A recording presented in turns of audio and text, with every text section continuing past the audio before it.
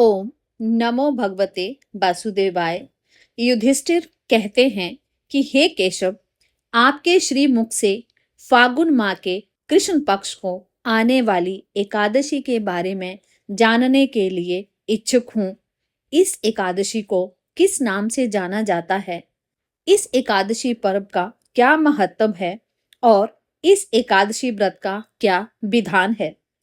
इस एकादशी व्रत को करने से किन पुण्य फल की प्राप्ति होती है? कृपा करके मुझे सब कुछ विस्तार से बताइए।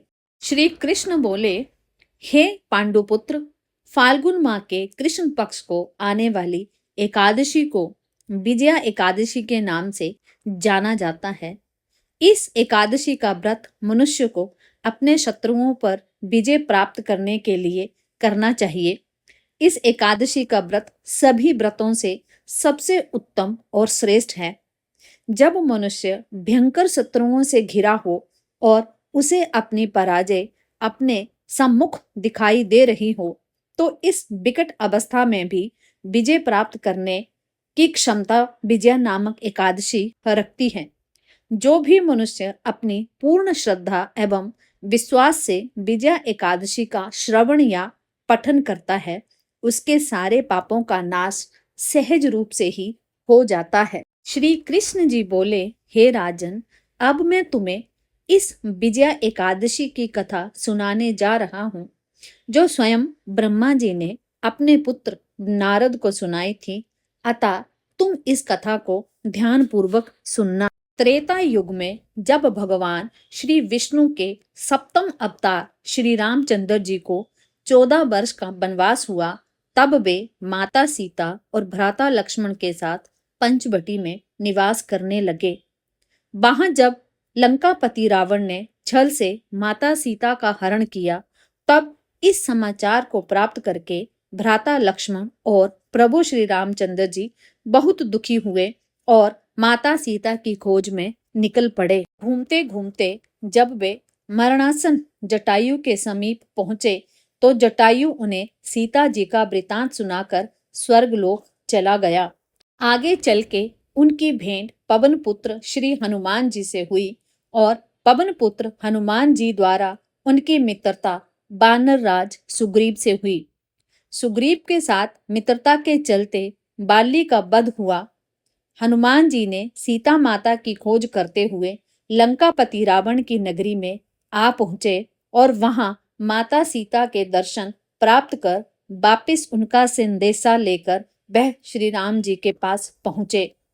प्रभु श्री राम ने विलंब न करते हुए लंका पर चढ़ाई की घोषणा कर दी। अपनी विशाल वानर सेना के संग वह विशाल समुद्र तट पर आ गए।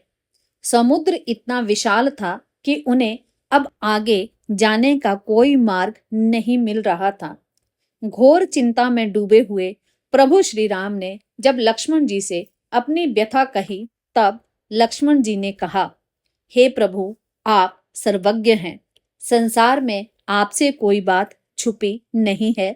फिर भी आप मुझे अपना दास समझकर मुझ पर कृपा करते हुए मुझसे इस समस्या का समाधान पूछ रहे हो, तो सुनिए। यहाँ से लगभग आधा योजन दूर कुमारी द्वीप में महर्षि बकदालभ्य नामक ऋषि निवास करते हैं। वह परम तपस्वी और ज्ञानी हैं। उन्होंने अनेक ब्रह्मा देखे हैं, अतः वह हमारी इस समस्या का समाधान अवश्य निकाल सकते हैं। लक्ष्मण जी की बात सुनकर प्रभु श्री रामचंद्र जी बिना विलंब किए ऋषि श्री बकदालभ्य जी के आश्रम में आ पहुंचे। वहां उन्होंने ऋषि को सादर नमन करते हुए उनके सम्मुख आसन लगाकर बैठ गए।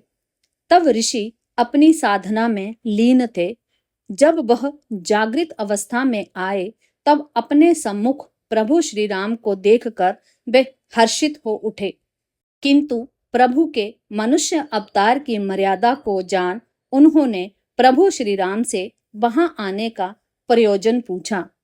प्रभु श्री राम ने कहा, हे मुनिश्रेष्ठ, मैं अपनी भार्या सीता की खोज में निकला हूँ, जिसका छल से अपहरण कर दुष्ट रावण अपनी लंकापुरी ले गया है। मैं वानर राज की वानर सेना के साथ इस विशाल समुद्र के सम्मुख खड़ा हूँ और आपसे निवेदन करता हूँ कि इस विशाल समुद्र को सेना सहित पार करने का कोई संभव उपाय मुझसे कहिए। श्री रामचंद्र जी से सारा वृतांत सुन महर्षि बोले, हे राम, इस विशाल समुद्र को लांघना अत्यंत जटिल है, किंतु फाल्गुन माह के कृष्ण पक्ष को आने वाली एकादशी व्रत के माध्यम से ये जटिल कार्य भी अति सरल रूप से संभव हो सकता है। मैं अपनी दिव्य दृष्टि से देख रहा हूँ कि आप इस एकादशी का व्रत कर निश्चित रूप से विजय प्राप्त करेंगे।